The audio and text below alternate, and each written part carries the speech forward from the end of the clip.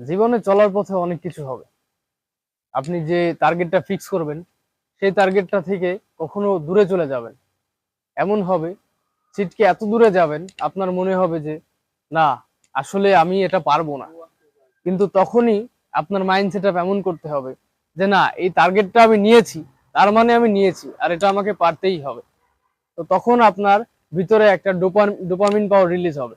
তো যার কারণে আপনি ওইটা করার স্পিড পাবেন, সাহস পাবেন। তো এটা দিয়ে আপনার ভিতরে অনেকটা মোটিভেশন কাজ করবে যে না, আমাকে পারতেই হবে, কারণ আমি এই চ্যালেঞ্জটা নিয়েছি, এই চ্যালেঞ্জটা আমাকে টার্গেট পূরণ করতেই হবে।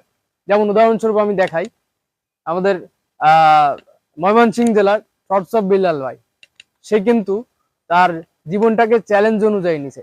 কিভাবে? লাস্ট একটা কাহিনীতে বোঝাই। ভাইরাল সাইমনের যে ঘটনাটা, সে বলল যে 10 লাখ টাকা সে ম্যানেজ করে দিবেই। তার মানে 10 লাখ টাকা সে মুখ দিয়ে বলছে, তার পেজ নাই, চ্যানেল নাই। চ্যানেল দিয়ে কয় টাকা ইনকাম, হয়তো বা সামান্য কিছু। পেজ দিয়ে হচ্ছে তার ইনকাম ছিল, পেজটা কিন্তু চলে গেছে। তার মানে এখন তার কোনো ইনকাম সোর্সই নাই। তো সেই মুহূর্তে সে ঘোষণা দিল ভাইরাল সাইমন্ডের চিকিৎসার টাকা সে পুরোটা ম্যানেজ করে দিবে এবং 10 লক্ষ টাকাই দিবে, তাও আবার 1 সপ্তাহের ভিতরে। তো তার এই চ্যালেঞ্জটা দেখেন, সে শুধু চ্যালেঞ্জটা নিয়ে থেমে থাকে নাই। তার একটা উদাহরণস্বরূপ আমাদের খুলনার কথা বলি। খুলনায় আমাদের সেই সাথে সে ব্র্যান্ড ওপেনিং এ আসলো, আরেকটা ব্র্যান্ড ওপেনিং করলো। সেইখানে সে তারা আমন্ত্রণ করছে, সে ওই ফিল নিয়ে থাকবে। তো তার ভিতরেও সে সেই চ্যালেঞ্জটার কথা বলে নাই। তার ভিতরেও সে একটা ফুলের তোড়া দিয়ে তাকে আমন্ত্রণ জানানো হয়েছে, সেই ফুল দিয়ে বলতেছে এই ফুলটা আমি বিক্রি করব কার জন্য? ভাইরাল সাইমনের জন্য।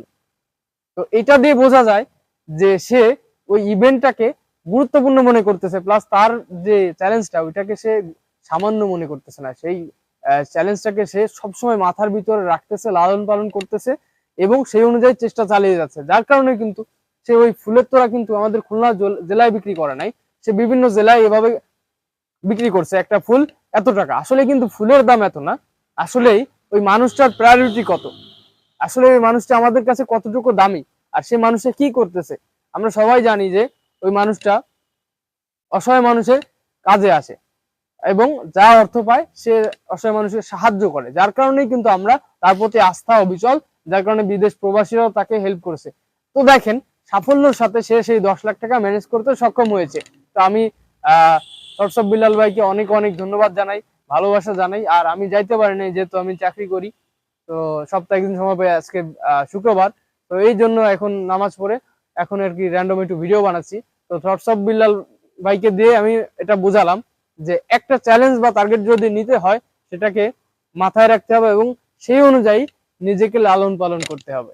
আর সেই অনুযায়ী প্রত্যেকটা পদক্ষেপ এগোতে হবে একেবারে টার্গেট অনুযায়ী, তাহলে আপনি জীবনে সফল হতে পারবেন। তো অনেক কথা বলে ফেলছি, যা যা বুঝলেন ভালো হয়েছে, মানে যা মানে যে কথাগুলো ভালো লাগছে অবশ্যই কমেন্টস করে জানায়েন।